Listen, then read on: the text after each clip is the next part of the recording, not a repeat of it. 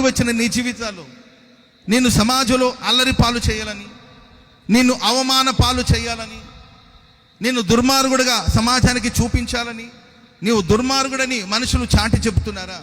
నీ కుటుంబాన్ని ఒక దుర్మార్గమైన కుటుంబాన్ని సమాజానికి చాటి చెప్పడానికి, అన్ని జనుల మధ్యలో నిన్ను అల్లరి పాలు చేయాలని ఒక గుంపు బయలుదేరి నిన్ను అవమానానికి గురి చేయాలని ప్రయత్నిస్తున్నారా?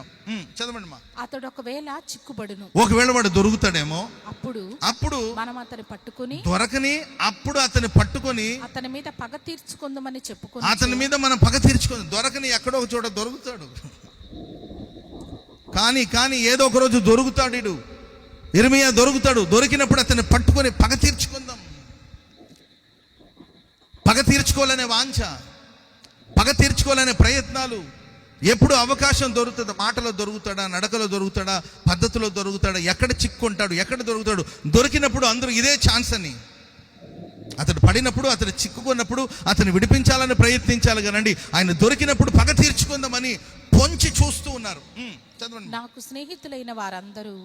స్నేహితులైన వారందరూ నేను పడిపోగా చూడవలెనని, వీడు ఎప్పుడు పడిపోతాడో చూద్దామని కనిపెట్టుకొని ఉన్నారంట. ఎప్పుడు పడిపోతాడో ఇతన్ని మనం పడిపోయినప్పుడు చూడాలి అని చెప్పి అతని కోసం కనిపెడతా ఉన్నారంట.